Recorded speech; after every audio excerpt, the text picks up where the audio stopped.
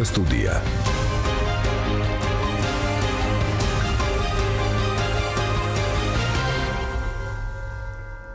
მოგესალმებით პატრიციამ რადიო მსმენელებო, ჟურნალისტი გიორგი ჩოკოშვილი. ღია სტუდია იწყებს ღია ეთერში მუშაობას FM 102.4 ტალღაზე, საზოგადოებრივ რადიოს უსმენთ, რადიო 1-ს, თქვენ მოგეხსენებათ ამ შემთხვევაში. ჩვენს მუდმივ მსმენელებს მიმართავ, რომ ღია სტუდიაში ჩვენ პრაქტიკულად რაიმე ისეთი დახურული თემა არ გვაქვს და ნებისმიერ საკითხზე გვაქვს ხოლმე მსჯელობა.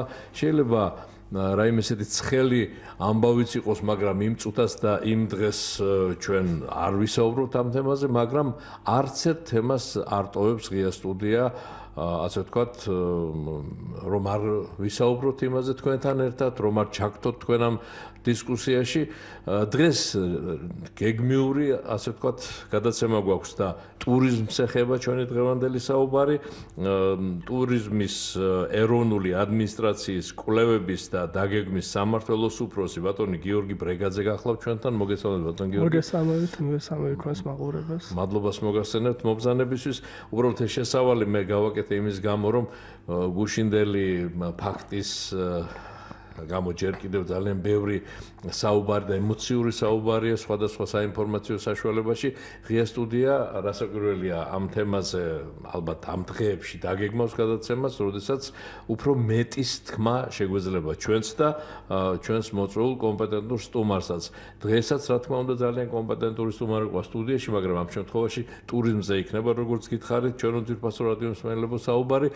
თუ გექნებათ ბატონ გიორგი ბრეგაძესთან შეკითხვა, უნდა ისარგებლოთ აი ამ ტელეფონებით 240 91 92 და 240 92 92. ბატონ გიორგი, თქვენ კვლევების და დაგეგმვის სამმართველოს უფროსი ბრძანდებით ტურიზმის ეროვნულ ადმინისტრაციაში. ეს სამმართველო ალბათ დამეთანხმებიან ჩვენი რადიო მსმენელები, მართლაც ერთ-ერთი ყველაზე უმთავრესია. სწორედ კვლევებზე უნდა იყოს დაფუძნებული მუშაობა, საქმიანობა თქვენი ეროვნული სამსახურისა, ტურიზმის ეროვნულ ადმინისტრაციას გულისხმობ ამ შემთხვევაში და რასაკვირველია დაგეგმვაც და სტრატეგიაც სწორედ პულსზე უნდა გეკიდოთ ხელი. აი როგორ ატარებთ ამ კვლევებს, ჯერ ეს გითხარით, რა მასშტაბის კვლევებია, რა შედეგებს გვაძლევს და რასაკვირველია გასული წელიც უნდა მიმოვიხილოთ, რა შედეგები გქონდა, რას გეგმავთ წელს. ერთ სიტყვით ძალიან ბევრი და ძალიან საინტერესო თემებია, რომელიც ჩვენი მსმენელებისთვის იქნება საინტერესო. ველოდებით თქვენ ზარებს შემოძირფასო რადიო მსმენელებო და სიტყვას გადავცემ სტუმარს. დიდი მადლობა შეკითხვებისთვის. პირველ რიგში მართა ვიძანდებით, ჩვენ სამმართველოს მართლა დიდი როლი აქვს ტურიზმის განვითარებაში და ზოგადად ტურიზმის სფეროში მიმდინარე მოვლენების აღწერაში. შესაბამისად ჩვენ ვატარებთ სხვადასხვა კვლევებს და ვართ ასევე სხვადასხვა კვლევებიდან, ჩადარებული კვლევებიდან ინფორმაციის ძირითადი მომგროვებლები და ანალიზის ჩამტარებლები. ერთ-ერთი ძირითადი მონაცემები, რომელიც ანალიზსაც ჩვენ ვახორციელებთ, ეს არის შინაგან საქმეთა სამინისტროს მიერ მოწოდებული ინფორმაცია საზღვის პროექტების მიხედვით. მოკლედ მიმოვიხილავ შაშანდე წელს და შემდეგ უკვე სხვა კვლევებთან დაკავშირებით მოგახსენებთ. ესე 2014 წელს საერთაშორისო მოგზაურების რაოდენობამ შეადგინა 5,493,492. ზრდა წინა წლის ანალოგიურ პერიოდთან 2% შეადგენს, რაც რაოდენობრივად 101,199 არის. აქედან მეზობელ ქვეყნებზე 91% მოდის, რაოდენობრივად 4,992,924. ასე რომ მეზობელ ქვეყნებზე საკმაოდ მნიშვნელოვანი წილია. შესაბამისად მეზობელი ქვეყნებიდანაც ზრდა გვაქვს, ეს არის 117,248. ზრდა შეადგენს 2.5%. აღსანიშნავია, რომ შარშან საქართველოს მსოფლიო ტურიზმის ორგანიზაციის მიერ აღიარებული იქნა როგორც ერთ-ერთი ყველაზე, უფრო სწორად, ყველაზე სწრაფად ზარდი ქვეყანა საერთაშორისო მოგზაურების მიხედვით. შარშან ზრდა 22% შეადგინა და უნდა აღვნიშნოთ ეს მომენტი ასევე. რაც შეეხება თვითონ საერთაშორისო მოგზაურებში ტურისტების რაოდენობას 2014 წელს ამ მაჩვენებელმა შეადგინა 2,218,000 50 ტურისტი, რაც მთლიანი საერთაშორისო მოგზაურობის 40%-ს შეადგენს, ზრდაჭი 7%-ია. ნება მიბოძეთ ასევე განმარტო განსხვავება მოგზაურსო და ტურისტს შორის, ალბათ თქვენს მენეს აინტერესებს, ხშირად არის ამასთან დაკავშირებით კითხვა, თუ რა მეთოდოლოგიით ვითვლით, არიან თუ არა ეს ტურისტები და ასე შემდეგ, ანუ ჩვენ ამ შემთხვევაში ხელმძღვანელობთ მსოფლიო ტურიზმის ორგანიზაციის მეთოდოლოგიით და გავმარტავთ მოგზაურს როგორც ფიზიკურ პირს, რომელიც გადაადგილდება სხვადასხვა გეოგრაფიულ ადგილმდებარეობას შორის ნებისმიერი მიზნით და ხანგრძლივობით. ხოლო ტურისტი განსხვავებით მოგზაურის, ანუ კატეგორია მოგზაურის ტურისტი კლასიფიცირდება მოგზაური ტურისტად, თუ იგი ნებაყოფლობით ტოვებს მუდმივი საცხოვრებელი ადგილის ფარგლებს, დასვენების, გაჯანსაღების, საქმიანი ან სხვა მიზნით და მისი მოგზაურობა მოიცავს ღამისთევას. ამასთან იგი უნდა რჩებოდეს არაუმეტეს 1 წლის ვადით და არ უნდა იყოს დასაქმებული მოცემულ ქვეყანაში. როგორც ხედავთ, აქ გარკვეული მოთხოვნები არის და შესაბამისად საერთაშორისო მოგზაურებიდან ამ მაჩვენებლის მოგროვება ხდება უკვე მეთოდოლოგიურად ვადგენთ თუ რამდენმა ადამიანმა გაატარა საქართველოს ტერიტორიაზე 24 საათი და მეტი და შესაბამისად ამ კატეგორიას ჩვენ ვარქმევთ ტურისტებს და ვაცხადებთ ამ მონაცემებს. ესე იგი 5 მილიონი ნახევარი გამოვიდა დაახლოებით, ხო შარშან? საერთაშორისო მოგზაურების რაოდენობა ძალიან სერიოზული მონაცემია. ასევე აღსანიშნავია, ეს მონაცემი უპრეცედენტოა, არც მანამდე და არც დამოუკიდებელი საქართველოს არსებობის პირობებში ასეთი რაოდენობა წლის განმავლობაში ჯერ არ დაფიქსირებულა. აი თქვენი ანალიზის შემდეგ ალბათ საგანგებოდ სპეციალისტები მუშაობენ ხო ამ ანალიზზე, რამ გამოიწვია ასეთი მატება? ასეთი მატება ძირითადად გამოწვეულია იმით, რომ საქართველო ახლახანს წარმოჩინდა როგორც ახალ დესტინაციად მსოფლიოში, როგორც ახალი ტურისტული ადგილი, ის მარკეტინგული საქმიანობები, რომელიც ტურიზმის ეროვნული ადმინისტრაცია ატარებს, ასევე ქვეყნში ჩატარებული შესაბამისი რეფორმები, რამაც ხელი შეუწყო უსაფრთხოებას, სხვადასხვა სერვისების განვითარებას, შესაბამისად ეს იყო სიგნალი ტურისტებისთვის, რომ შესაძლებელია საქართველოს ჩამოსვლა, აქ შესაძლებელია მაღალი ხარისხის მომსახურების მიღება, აქ ბევრი საინტერესო ვთქვათ დასვენების მხრივ ტურიზმის ტიპი არ, სადაც შეიძლება საკმაოდ დაბალ ფასად დაისვენო და მიიღო სიამოვნება, რომელსაც სხვა ქვეყნებში ვერ მიიღება. ბატონ გიორგი, ის 40%-იც ძალიან ესეთ შთამბეჭდავ მონაცემად ჩანს ყოველ შემთხვევაში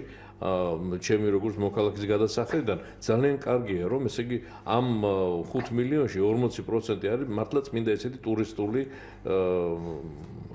ფორმით, როგორც ესე იგი ერთ-ერთ როგორც თქვენ უწოდეთ, ხო, რაღაცა ქვედასახელება ამ შემთხვევაში, როდესაც კატეგორია არის საერთაშორისო მოგზაურების და 40% ნამდვილად ესეც ძალიან შთამბეჭდავი ციფრია. რასაკვირველია, ეს ზოგადად კარგია, თუ გაქვთ იმის მონაცემით და თუ გვეტყვით, აი რა თანხა შემოვიდა ქვეყნის ბიუჯეტში ამ ადამიანების შემოსვლით, მოგზაურობით, თუნდაც საქმიანი ვიზიტებით, რაც ასევე ვიზიტორსაც უწოდებენ ხოლმე, ხო, იმ ადამიანებს, რომლებიც შემოდიან, გადიან.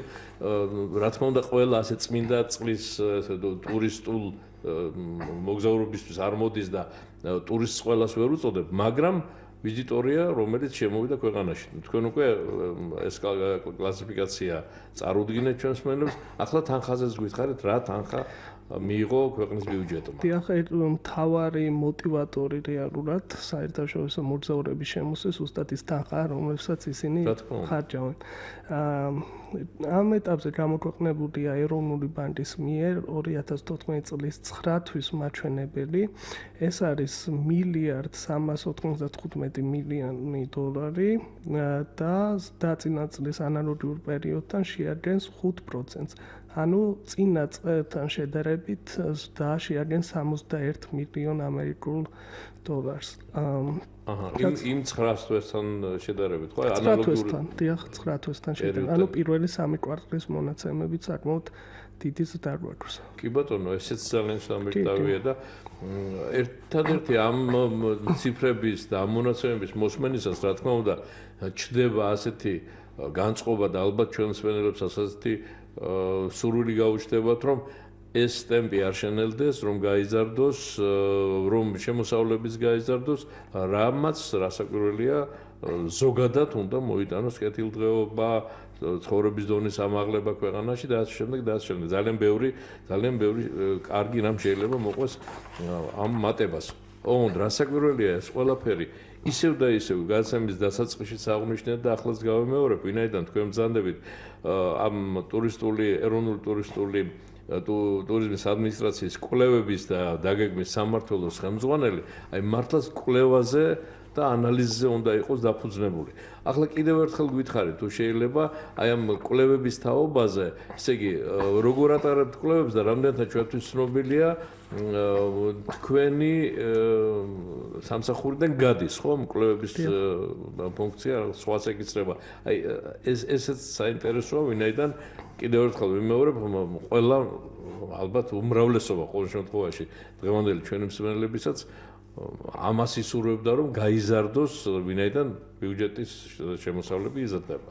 დიახ, რა თქმა უნდა. მათი რაოდენობის გაზაზე ალბათ ყველა, ამას ისალმება, ასე ვთქვათ. რა თქმა უნდა, 2013 წელს ჩვენ კვლევას ატარებდა ერთ-ერთი კერძო კომპანია, რომელსაც თვილად ჩაატარა. ჩვენ ვიყავით დამკვეთი და თვის მონაცემები ერთი წლის განმავლობაში მოგვაწოდა საერთაშორისო და შიდა მოგზაურობის კვლევის შესახებ.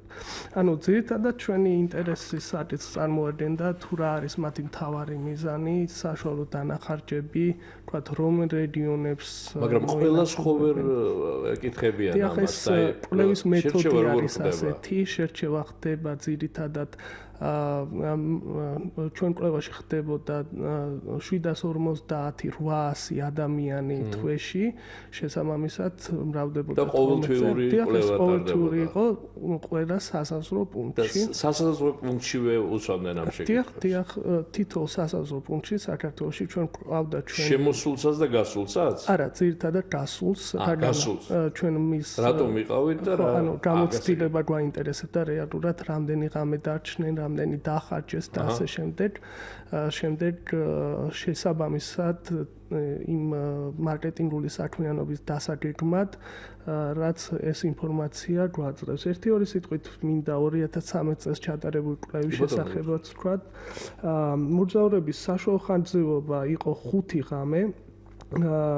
აქ აღსანიშნავია, რომ მეზობელი ქვეყნების რეზიდენტების საქართველოს ყოფნის პერიოდი საკმაოდ მცირე იყო. რუსეთის რეზიდენტებისგან განსხვავებით, რომელიც საშუალოდ 8 ღამით რჩებოდნენ საქართველოში. ეს ძირითადად ალბათ დამსვენებლების ხარჯზეა, ვინაიდან დამსვენებლები უფრო მეტი ხნით რჩებიან და რაღაც საშუალო მონაცემი ასეთია, 8? დიახ, საშუალოა 5. ანუ 5. შესაბამისად, რაც უფრო შორს არის ქვეყანა, უფრო მეტი დროით რჩება. ესეც გასაგებია, რადგან თუ ვთქვათ, შორიჰაკირიდან ჩამოდიხარ, შესაბამისად უფრო მეტი ღამით რჩები. საერთაშორისო ვიზიტების უმრავლესობა დასვენება, გართობა, რეკრეაციის მიზნით განხორციელდა. ეს იყო 37%, რაც საკმაოდ კარგი მაჩვენებელია. სხვა ხშირად ნახსენებ მიზეზებს შორის არის მეგობრებისა და ნათესავების მონახულება. ეს პროცენტი ძირითადად 26-ს შეადგენდა და ამ პროცენტში მნიშვნელოვანი წილი აზერბაიჯანელებს უჭირავთ. ანუ აქ აღსანიშნავია აზერბაიჯანელების კავშირი ამ კუთხით ქართველებთან, რომლებიც ძირითადად მეგობრებისა და ნათესავებთან ჩამოდიოდნენ. ქართველებთან და ალბათ ჩვენ ხო ვიცით, რომ აზერბაიჯანული მოსახლეობა ჩვენთანაც იქაც ალბათ ჩამოდიან და დიახ, დიდი წილი აქაც არის. შესაბამისად, ტრანზიტით არის 17%, შოპინგი 9%, ბიზნესი და პროფესიონალური ვიზიტები 4%. ყველაზე ცოტა ესა. გასაგებია, ერთი წუთით ბატონ გიორგი გაწყვეტინოთ, სმენელი გველოდება და მისი კითხვა მოვისმინოთ. ალო, გისმენთ? გამარჯობათ, პირველ რიგში მოგესალმებით და ერთი შეკითხვა მექნება. საინტერესო მიმოხილვისთვის მადლობა. უბრალოდ შეკითხვა მექნება, რა ტენდენციებია ევროკავშირის ქვეყნებიდან, ანუ რომელი ქვეყნებიდან გვაქვს ძირითადად და ევროკავშირის ქვეყნებიდან და რით არის ეს განპირობებული? გასაგებია, დიდი მადლობა საინტერესო შეკითხვისთვის. აუცილებლად მიიღებთ პასუხს. ეს პროცენტული 2013 წლის დაასრულეთ თუ კიდევ გაქვთ რამე? ბოლოს იყო მე მგონი ის ბიზნესი და რაღაც 4%, ხო? დიახ, და კიდე აქ აღსანიშნავია, რაც საინტერესოა, ვიზიტების 41% დედაქალაქში ხორციელდებოდა და მას მოსდევს ბათუმი და სხვა ქალაქები. მადლობა შეკითხვისთვის, საკმაოდ საინტერესო. აბა, ვიდრე უპასუხოთ კიდევ ერთი მსვენელი გველოდება. გისმენთ ეთერში ხართ ღია გაგიმარჯოთ. თქვენ სტუმარს. დიახ. ერთი შეკითხვა თქვენ სტუმართან. ბრძანეთ. წყალტუბოში თუ ბრძანდებოდით თქვენ? აჰა, წყალტუბოში თუ ბრძანდებოდით თქვენ გიკითხებათ? არა, სამწუხაროდ. და რა შეკითხვა გაქვთ კიდევ გარდა ამისა? არ ყოფილა წყალტუბოში ჩვენი სტუმარი? მე ძალიან დიდი საიკარგო სიამოვნება პრომეთე. აჰა. პრომეთე ნახე ჩვენ დამშვენდა წყალტუბო, დაიბრუნა თავისი ფუნქცია. სანატორიუმები არის ნამდვილი არქიტექტურული ძეგლები, სანატორიუმი ოაზისი. სანატორიუმი შახტიერი ახლა ხარაჩულებშია და დიდი მადლობა წყალტუბოს რეკლამირებისთვის. სხვა შეკითხვა ხო არ გაქვთ რამე? ნამდვილად კარგი ასეთი რეკლამირება ალბათ სხვა რეგიონებში სადაც გვისმენენ გავუშვებათ სურვილი რომ ჩავიდნენ და ნახონ როგორც პრომეთეს მღვიმე წყალტუბოში ასევე სხვა ძალიან ისეთ მნიშვნელოვანი ძალიან კარგი ინფორმაცია მოგვეწოდა კალბატონო თუმცა ალბათ ეს თქვენთვის ცნობილია ცნობილია ჩვენ პირადად ვიყევდით ამ პროექტებში მონაწილეობას წყალტუბოს პროექტში მსოფლიო ბანკთან ერთად და საკმაოდ ჩვენც დიდი წვლილი მიგვიწვის რეალურად წყალტუბოში ამ პროექტების გამართებაში ძალიან კარგი ამაზე კიდევ ვისაუბროთ კიდევ გველოდება მსმენელი ღია სტუდია გისმენთ. ალო, გამარჯობათ. გაგიმარჯოთ. მაინტერესებს უკრაინელების სიმრავლე, ძირითადად ქალების. მე მახსოვს, რომ დავდიოდი უკრაინაში, ბევრი ქალები იყო და აქაც ჩამოდიოდნენ თავის დროზე და ეხა თუ ჩამოდიან, მაინტერესებს და რა რაოდენობით ჩამოდის. გასაგებია თქვენი კითხვა, დიდი მადლობა. აუცილებლად მიიღებთ თქვენ შეკითხვას, თქვენ შეკითხვაზე პასუხს და კიდევ ერთი მსმენელი ძალიან აქტიურად გვირეკავენ. მადლობა თქვენ ჩვენ ძვირფასო რადიო მსმენელებო. დიახ, გისმენთ ეთერში ხართ. დიახ, უპირველესად რა არის იცით? ბევრი კითხვა მაქვს, მაგრამ მოდი დავკონკრეტდები. პირველი, აი როცა თქვენ საუბრობთ სტატისტიკაზე, ჩამოსვლის და სუბსატურიზმზე, ანუ ტურიზმზე დაგხავთ. აი წინა პერიოდი, როცა მოგზაურზე იყო ლაპარაკი და თქვენ კარგი შენიშვნა მიეცით, მაგ თქვენ რესპონდენტს, რომ იქ აზერბაიჯანელებთან ჩამოსული ამ ხანაგები, ისინი შემთხვევითი პიროვნებები არიან. უბრალოდ პირველი კითხვა.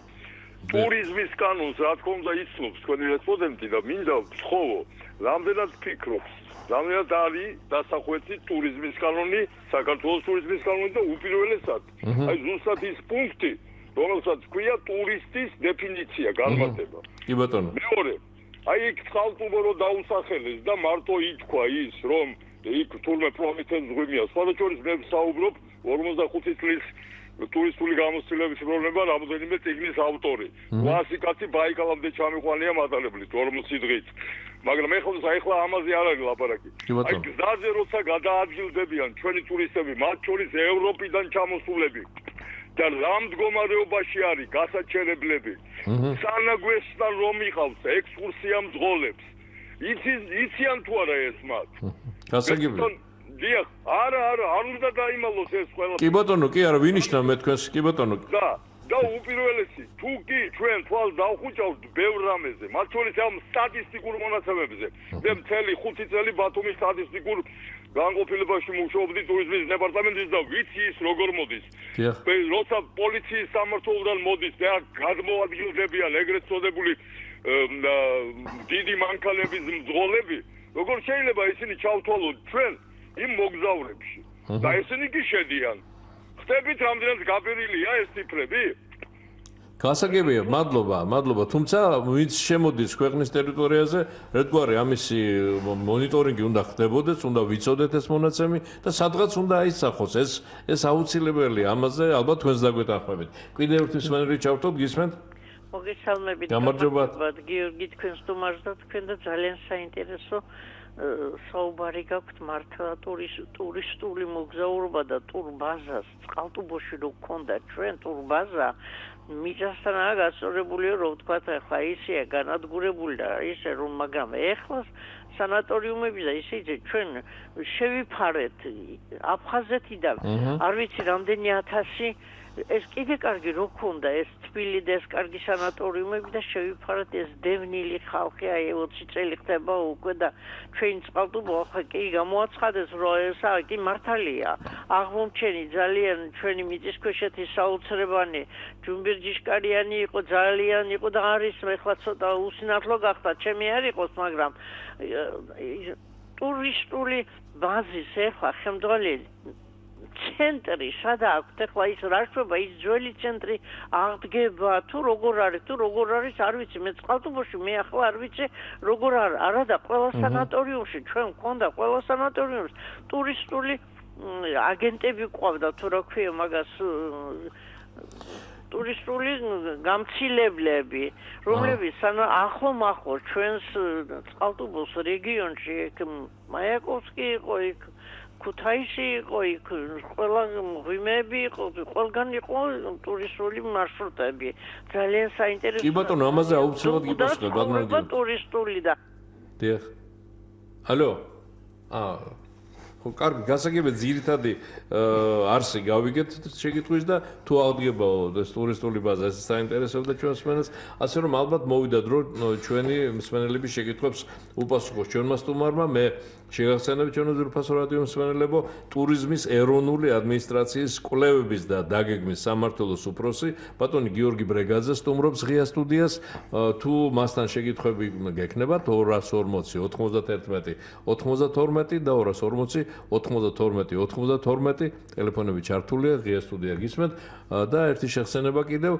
ჩვენი გადაცემა იწერება და ნებისმიერ დროს შეგიძლიათ მისი მოსმენა თუ კი შეხვალთ ჩვენს ვებგვერდზე რომლის მისამართია რადიო 1.g რადიო 1.g დღევანდელი და ნებისმიერი ღია სტუდიის გამოშვების მოსმენის საშუალება გექნება თუ კი შეხვალთ ჩვენს ვებგვერდზე ბატონო გიორგი მე ყველა შეკითხვა მონიშნული მაქვს დავიწყოთ პირველი შეკითხვით რომელიც შეეხო ევროკავშირის ქვეყნებს თუ გაქვთ ასეთი სტატისტიკა და ალბათ ამ ხელშეკრულების მოწერის შემდეგ ცალკე მონიტორინგი კიდევ უნდა გაზრიელდეს ამ თვალსაზრისით სტატისტიკას ალბათ დაიხვეწოს ხო აი ვინ შემოდის რამდენი შემოდის როგორი ურთიერთობები და როგორი გაცვლა ასე ვთქვათ ნაკადის ტურისტულის იქნება ჩვენი ქვეყნიდან და ევროკავშირის ქვეყნებიდან ეს საინტერესო შეკითხვა იყო ნამდვილად რას უპასუხებთ პირველ რიგში დიდი მადლობა საინტერესო შეკითხვებისთვის თითოეული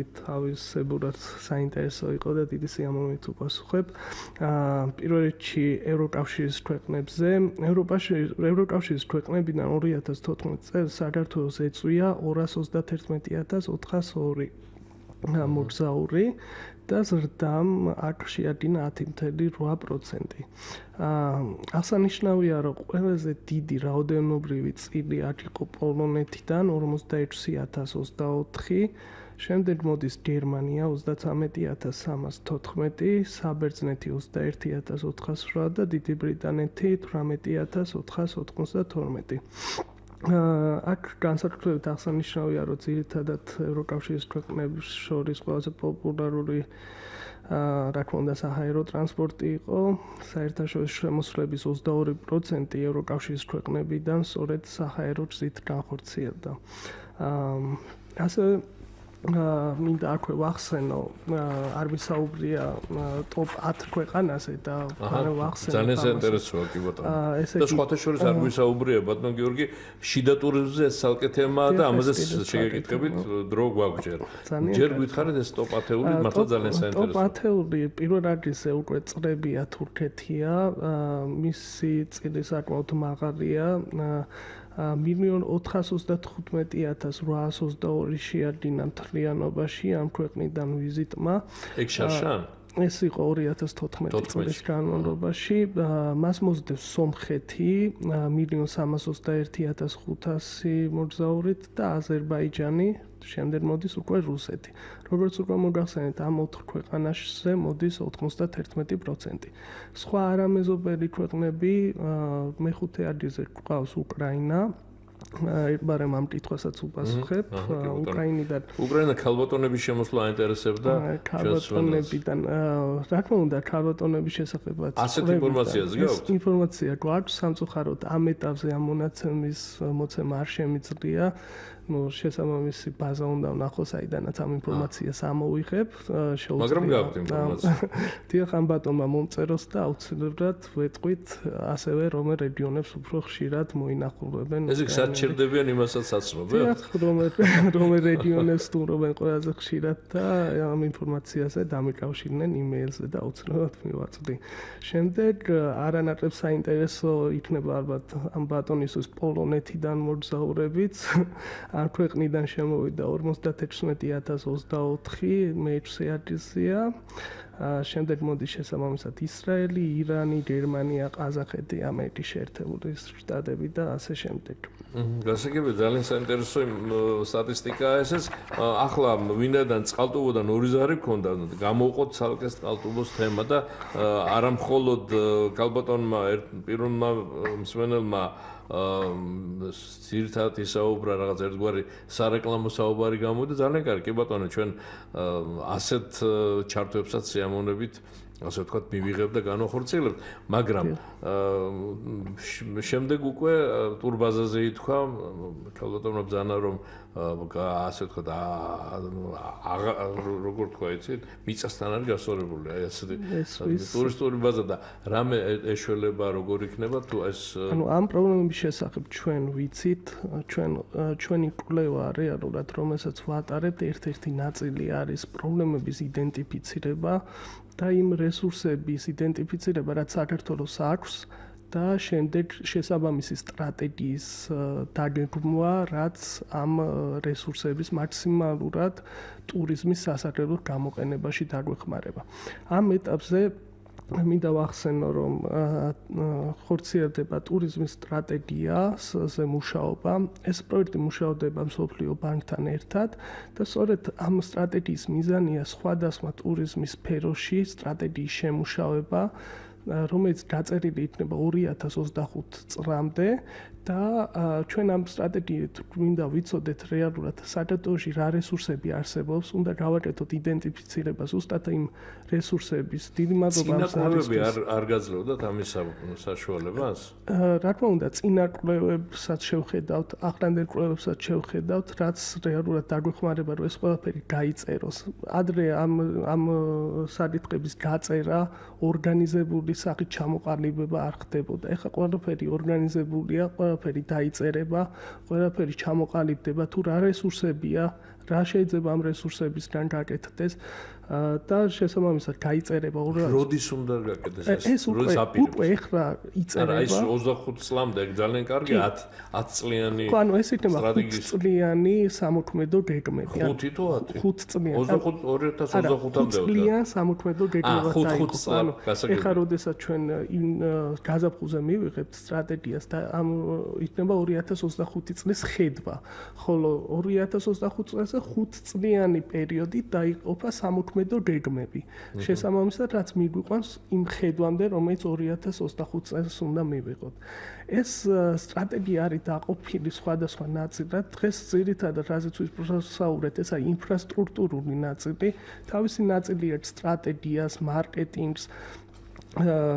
შეხოთაშორის აი მსმენელმა რომ ახსენა და გამოსტილი პიროვნება ჩანდა ამ საკითხების მცოდნე რამდენიმე წიგნის ავტორი ვარო, აი მასაც უპასუხოთ იქნება აი ამ ვინაიდან მან ახსენა ასევე კანონი. დიახ და ძალიან დიდი მადლობა ამისთვის, იმიტომ რამდენად სრულყოფილია ჩვენ თვითონ ამ კანონთან დაკავშირებით პრობლემები გვაქვს და შემდეგი ეტაპი ზუსტად რაც არის უკვე ნათქვამია და გამოცხადებულია, პირველ ეტაპზე უნდა იყოს სტრატეგია დაწერილი, რომელიც გასაფხულზე და პირველი რასაც შემდეგ გავაკეთებთ ეს არის ტურისტულ კანონზე მუშაობა, რომელშიც ასევე ჩაებმევიან საერთაშორისო ორგანიზაციები. ეხლა ამ ეტაპზე, ამ სტრატეგიაზე ძალიან ბევრი საერთაშორისო ორგანიზაცია ჩამოვიდა, ყველა რესურსი არის იქით გადაწეული, რომ ეს სტრატეგია შეიქმნას. თვითონ ეს გაზაფხულზე იქნებოდა თქვენ ბრძანებთ. სავარაუდოდ როდის, რომ მე უნდა პირობა დადოთ, რომ იმ დროისთვის თქვენს და ხელმძღვანელობიდან კიდევ ამ ეტაპზე უბრალოდ გაზაფხულია ცნობილი, უფრო მეტი. კი ბატონო, გაზაფხული მაისში მთავრდება, ასე რომ თუნდაც მაისის ბოლომდე გადავდოთ ჩვენი შემდეგი შეხვედრა, მაგრამ ესეთი შეხვედრა უნდა შედგეს და ეს სტრატეგია უნდა იყოს ცნობილი ფართო აუდიტორიის, ფართო საზოგადოებისთვის, ალბათ არა მხოლოდ რადიოთი, სხვა საშუალებებსაც გამოიყენებთ. ყველა საშუალებას გამოვიყენებთ, რომ მათს მოვნე ინფორმირება გავაკეთოთ. ჩვენ ამ კუთხით ეს ინფორმაციები, რასაც გვირეკავენ, რაც ეს ძალიან სასარგებლო ინფორმაციაა და მაქსიმალურად ვცდილობთ, რომ ეს თხოვნები, ეს პრობლემები, რაც არსებობს, ამის იდენტიფიცირება გავაკეთოთ. ამიტომ ვისაც რაიმე, თქვათ, ასეთი სახის პრობლემა აქვს, ან ფიქრობს, რომ რაიმე სახით შეუძლია, რომ ინფორმაცია მოგვეწოდოს პრობლემებზე, ხო, ჩვენ მივესალმებით. როგორ მოგაწოდოთ მაშინ ისიც? შეიძლება ჩვენს იმეილზე GNT ტურიზმის ეროვნული ადმინისტრაციის იმეილზე გამოვაგზავნოთ ის საკითხები, რაც პრობლემატურია და დარეკვა შეიძლება? დარეკვაც შეიძლება ყველა სახით გამოგიყენოთ. შეგიძლიათ ეხლა თქვა ტელეფონი საკონტაქტო თუ ვერ ვიტყვი სამწუხაროდ. კი ბატონო, მაშინ ჩვენ გადმოგვეცეთ საკონტაქტო და შეიძლება რომ აი ეს პრობლემებზე რეალურად იმიტომ ჩვენ გადაცემის შემდეგაც გვირეკავენ ხოლმე მსმენელები და მივაწვით ამ ინფორმაციას. ანუ ჩვენ გახსნილი ვართ ნებისმიერი კამათისთვის, ნებისმიერი საუბრისთვის და ზუსტად ეხლა არის ის პროცესი, როდესაც ჩვენ ეს ინფორმაციას ვაგროვებთ და შესაბამისად წერთ, რომ კარგი სტრატეგია მივიღოთ. კი ბატონო, ვიდრე ამ თემებზე გავაგრძელებთ საუბარს და მართლა ძალიან აქტუალურ თემებს შეეხო, როგორც ზარები, ასევე თქვენი საუბარი ბუნებრივია. მსმენელი კიდევ გველოდება და მისი კითხვა მოვისმინოთ. შეიძლება ბრძანეთ. კვლავ ერთი კითხვა გამომჩა უკაცრავად, რა ცოტა ჩქარობდი, ეხლა ზღვიდან აუ, გაგვეთიშა მაინდა-მაინც. ალო, იქნებ ცადოთ დაგვირეკოთ. კიდევ ერთი მსმენელი გველოდება, გისმენთ? გამარჯობათ. გაგიმარჯობთ. თუ შეიძლება გვიპასუხოს, რამდენი ტურისტის მიღება შეგვიძლია ევროსტანდარტის დონეზე? ამ ორი წლის წინ ბატონო გოგი შევეკითხე წარმომადგენელს და მითხრეს, რომ 60,000-ო და ახლა რამდენი შეგვიძლია იქნება გვიპასუხო. დიდი მადლობა კითხვისთვის, სხვათა შორის ეს შეკითხვა იმ წინა მსმენელის ასე ვთქვათ კრიტიკულ მოსაზრებებსაც უკავშირდება, რომელიც საუბრობდა იმის თაობაზე, რომ გზებზე გვაქვს მოკლედ ვიტყვი ინფრასტრუქტურული პრობლემები.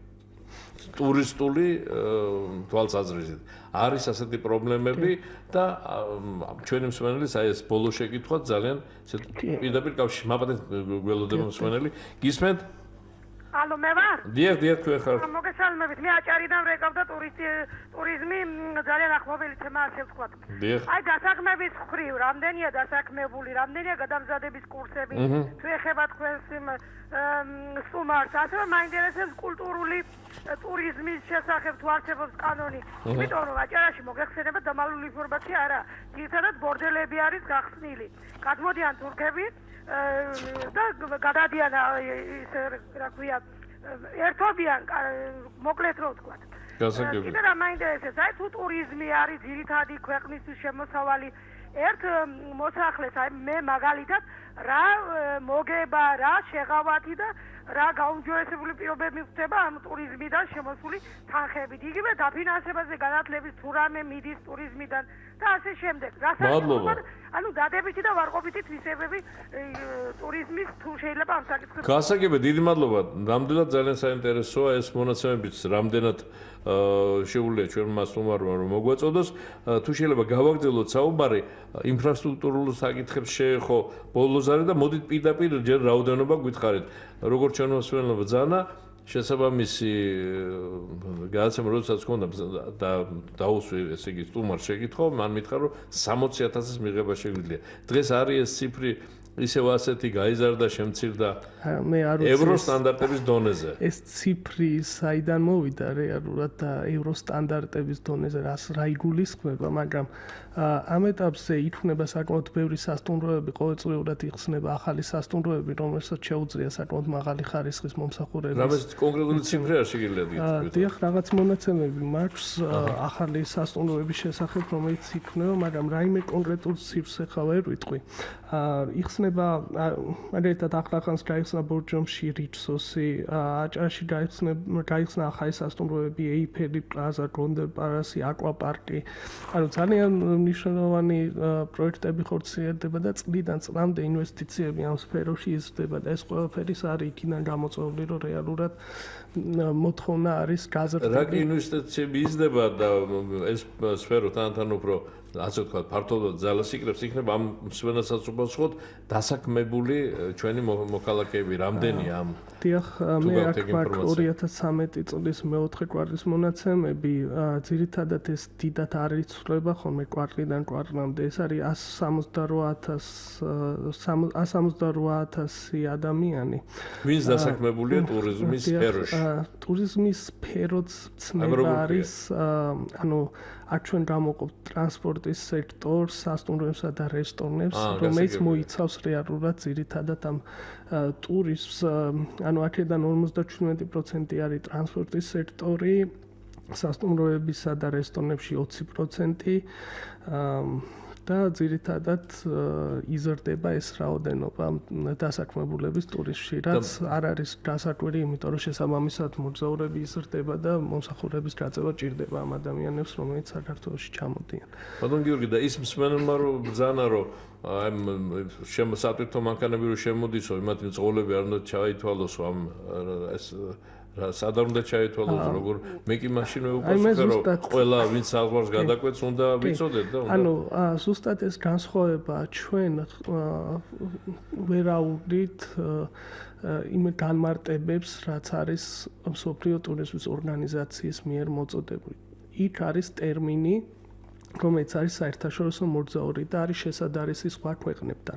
როდესაც ისინი გადმარტავენ მოგზაურს, როგორც ადამიანს, რომელიც გადაკვეთა საზღვარი და ამას სხვა მოთხოვნა არ გააჩნია, ჩვენ შესაბამისად ამას ავსახავთ და ვარქმევთ, რომ ეს არის ადამიანი, რომელმაც საზღვარი გადაკვეთა. აქ ჩვენ არც ვიტყუებით, არც რამეს განსხვავებულს ვამბობთ, ჩვენ ვიცახით, რომ ეს არის მოგზაური, რომელმაც გადაკვეთა საზღვარი. რამის არის ჩამოსული, რამდენი ხნით რჩება, ეს სხვა თემებია, ხო? ეს სხვა თემებია, ჩვენ არც ვიცახით, რომ ეს არის ტურისტი და მაინც ფულის დასახარჯად ჩამოვიდა ეს ადამიანი. ჩვენ ვიცახით, რომ აქ მნიშვნელოვანი წილი არის ტრანზიტის. მეცაც რეტყვით, ეს ადამიანები რეალურად 5ჯერ თუ შემოვიდნენ თვეში, ხო, 5-ად აღირიცხება. არც ამას მალავთ, ანუ ჩვენ მეთოდოლოგიებს თუ იცნობთ და შესაბამისად ჩვენ ამაზე მუშაობთ, რომ გავაცნოთ მომავალში დაგეგმილია მედია საშუალებებისთვის ტრეინინგი, რომ ამ ტერმინებში გაერკვეს ხალხი და ჩვენ ღია ორგანიზაცია ვართ, მაქსიმალურად ვცდილობთ, რომ ყველას ავუხსნათ და გავაგებინოთ თუ რა არის მოგზაური, თუ რა არის ტურისტი, თუ რა არის ვიზიტორი და მივაწოდოთ ის მონაცემები, რაც გვაქვს. ანუ ჩვენი თვითმიზანი მონაცემების გაბერო არ არის. ჩვენი თვითმიზანი არის მსოფლიო სტანდარტებზე დაყრდნობით ინდიკატორის მოსახლეობისთვის გაცნობა. და ჩვენზე გვინდა რეალობის სასახაობი და ჩვენ თუ ვინმეს მოვატყუთ, ჩვენ თავს ხوار მოვატყუებთ რა, ანუ რეალურად რაც არის, ის უნდა ვქოთ. თუ რამე პრობლემა არსებობს, პირველი ჩვენ ვიტყვით, რომ შემდეგ მოდით მაშინ პრობლემებზე გადავიდეთ. ის ინფრასტრუქტურულ საკითხებზე რას გვეტყვით ამ გზებს, ამ სადაც უნდა რამდენიმე წუთი თუ საათი შეჩერდეს ადამიანი იქ ტუალეტებია, რაღაც სხვადასხვა ისეთი ობიექტებია, რომელიც უნდა იყოს ეს რეგში და თანდათან ხედავთ, რომ ეს უმჯობესდება ამ მდგომარეობა, მაგრამ არ არის საკმარისი. კი, ანუ ტურიზმი ჩვენ თავზე ვიფიქროთ პირველ რიგში, ჩვენი მოქალაქეები, იგივე შიდა ტურიზმზეც მე ვაპასუხეთ რა ხდება. ტურიზმის ეროვნული ადმინისტრაცია პირდაპირ წესით ვერ ახორციელებს ინფრასტრუქტურულ პროექტებს. ანუ ჩვენ თანამშრომლობთ სხვადასხვა სამინისტროებთან და შესაბამისად ერთობლივად მუშაობთ, რომ ესა თუ ის პრობლემა მოგვარდეს. ეს არის პროცესი, რომელიც იწერება, შემდეგ ხორციელდება. ჩვენ ვიცით ეს პრობლემები, ვიცით ეს მე პირადად ჩვენ ხო რაღაც სხვა ტრანსპორტით არ ვზავრობთ ხო, მე პირადად მიწევს ხოლმე იგივე ვთქვათ ავტობუსის გამოყენება, იგივე მე თვითონ ხედავ ყოველდღიურ ცხოვრებაში თუ რა პრობლემებია ხო და შესაბამისად ვცდილობ რომ ეს პრობლემები მოგვარდეს. აქ არის ჩართულობა საჭირო არა მარტო ჩვენი ადმინისტრაციის, არამედ ინფრასტრუქტურა, სხვადასხვა სამინისტროები, რომელიც რეალურად ამ კუთხითაც არიან დაინტერესებული და მუშაობ ჩვენ მათთან ერთად ამ პროექტების განხორციელებაში და ესეც არის იმ სტრატეგიის ნაწილი, რომელზეც ახლა ვსაუბრობ. ცალკე თავად არის გამოყოფილი თუნდაც ეს ტურიზმის კანონი, საკეთავად არის გამოყოფილი ეს ავტობუსების პრობლემა, გაჩერებების პრობლემა. ეს ყველაფერი დაწერილია და შემდეგ უკვე მათ მოგვარებას უბრალოდ უნდა ეს 5 წლიანი სამოქმედო გეგმა, რომელიც აუცილებლად განხორციელდება. მსმენელი გველოდება, გისმენთ? უკეთ მოგესალმებით. გამარჯობა. გაწუხებთ, მაგრამ ძალიან მტკივნეულად მიმაჩნია თბილისის ქუჩების უსუფთავობის საკითხი. და ასევე რუსთაველის გამზირზე თავისუფლების მოედნიდან მოყოლებული ყველგან სანიაღვრე გამტარებში მიერთებულია კანალიზაცია და საშინელი სუნი ამოდის და რა სიტყვის ტურისტი როცა ყველაფერ ამას ნახავს, რამდენად კმაყოფილი წავა. მადლობა ზარისთვის. ეს თემა ნამდვილად უკავშირდება ტურიზმს, მოდით ასე მოკლედ ვიტყვი. მაგრამ მე უფრო შევწუხდებოდი საკუთარ თავზე. ხო, ანუ ტურისტებისთვის ხო არ ვაკეთებთ. პირველში ჩვენ უნდა მივხედოთ ჩვენ პრობლემებს და შემდეგ დავიწყოთ უკვე ტურიზმს. ნუ ამ ხრივ რაღაც გარკვეული ნაბიჯი გადაიდგა, მოგეხსენებათ ჩვენო ძირფასო რადიომსმენელებო, ჩვენს გქონდა უკვე ამ თემაზე გადაცემა, იმის გამო რომ 15 რიცხვიდან დაწესდა უკვე სერიოზული კონტროლი და ჯარიმა იმ პიროვნებების მიმართ, რომლებიც დაანაგვიანებენ ქუჩებს, გადმოყრიან ნაგავს ავტომანქანებიდან, გადმოყრიან ნაგავს საცხოვრებელი კორპუსებიდან. მათზე სერიოზული სანქციებია უკვე შემოღებული. ძალიან ცუდია, რომ ასეთი ფორმით გვიწევს ჩვენი გარემოს მოწესრიგება, მაგრამ ნამდვილად გეთანხმებით პირადად თქვენ ამ ზარის ავტორს მიმართავ, რომ მოსაწესრიგებელია ჩვენი ქუჩებიც და გარემო, არა მხოლოდ ქუჩები. სხვა ტერიტორიები საქართველოს მასშტაბით სხვაგანაც გვაქვს ასეთი პრობლემები. ასე რომ გეთანხმებით ამ საქმეზე მუშაობ და რა თქმა უნდა ტურიზმს ეხება, თუმცა ბატონი გიორგის რეპლიკაც აბსოლუტურად სწორია და მისაღები, ჯერ ჩვენ თავზე და ჩვენს ჯანმრთელობაზე და ჩვენ შვილებზე და შვილიშვილებზე ვიზრუნოთ, რომ მათ გქონდეთ სუფთა გარემო, ხო? და რასაკვირველია ეს ტურისტსაც მოეწონება. ასე ჩვენ დავამატებთ, რომ რეალურად ეს მერის თქვა გამოსასწორებელი საკითხია და ჩვენ შესაბამისად დაინტერესებული ვართ, ანუ ამ კუთხით რაც ტურისტს ეხება, ჩვენ ამის იდენტიფიცირებას ვახდენთ, შემდეგ ვახორციელებთ იმ თქვათ პასუხისმგებელ თქვათ ორგანოსთან თქვათ კავშირის დამყარებას და ამ პრობლემებზე საუბარს თუ როგორ შეიძლება მოგვარდეს.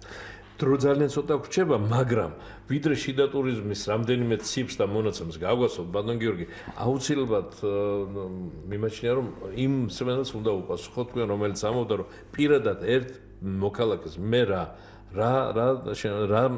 სიკეთეს ვიღებ მე ტურისტების რაოდენობის მატებით და ტურიზმის განვითარებით, თუ ასეთ დაცვა შეკითხვა აჭარიდან ქალბატონმა.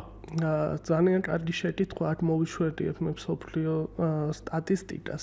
ძირითადად მსოფლიოში ყოველი 10 დასაქმებული რეალურად ერთი მოდის ტურიზმიდან. ტურიზმი მსოფლიოში არის ერთ-ერთი უმთავრესი დარგი, რომელიც ამ უმუშევრობის და ვთქვათ სიღარიბის დაძლევის ერთ-ერთი საუკეთესო საშუალება. ტურიზმის განვითარება რეალურად ჩვენ დაგვეხმარება ეს ერთ-ერთი ძირითადი სენი, რაც საქართველოშია უმუშევრობა ამის დაძლევაში. ეს არის პროცესი, ეს არის დიდი სამუშაო, რომელიც უნდა განხორციელდეს ტურიზმის ადმინისტრაციისგან, სხვა სამინისტროებისგან და რომელიც რეალურად ხეს შეუწყობს დასაქმების გაზრდას ტურიზმის სფეროში, შემოსავლების გაზრდას ბიუჯეტში, უკვე ტურიზმის წილი საკმაოდ მნიშვნელოვანია ბოლო მონაცემებით ეს წილი შეადგენდა დაახლოებით 6.5%-ს, რაც საკმაოდ დიდი რაოდენობაა და ეს წილი რეალურად მომავალში უნდა გაიზარდოს. რაოდენობას გითხართ 168,000-ია, როგორც მახსოვს, ხო? და ეს არის საკმაოდ დიდი წილი, რაც ხას უსვავს რეალურად ტურიზმის მნიშვნელობას ეკონომიკაში.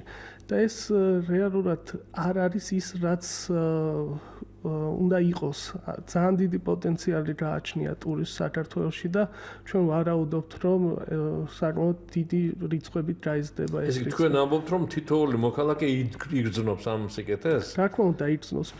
ასე დასვა შეკითხავს სვენელი. ბატონ გიორგი, ვინაიდან დრო პრაქტიკულად აღარ დაგვჭა, ერთი წუთი შემიძლია დაგითმოთ იმისთვის, რომ შიდა ტურიზმზე რა რაოდენობა, როგორი გადაადგილება, როგორი ტენდენცია ეგ მაინც რო გითხრათ.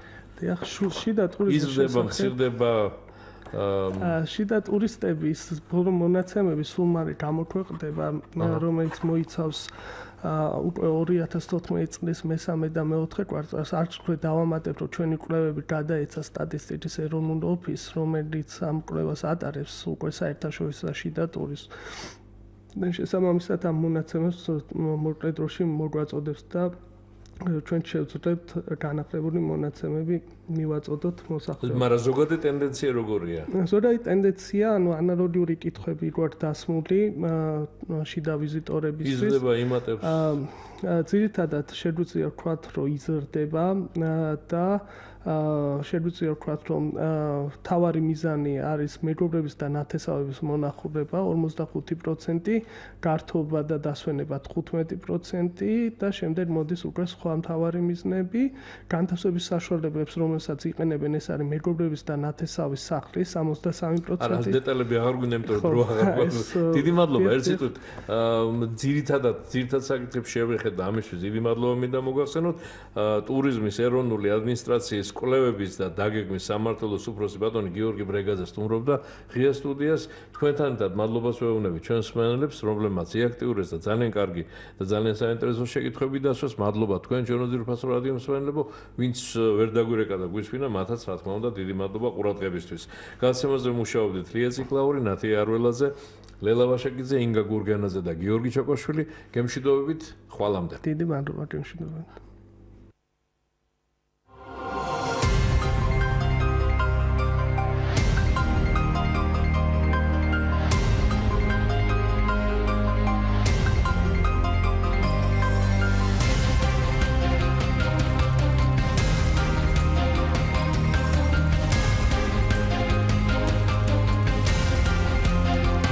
Студия.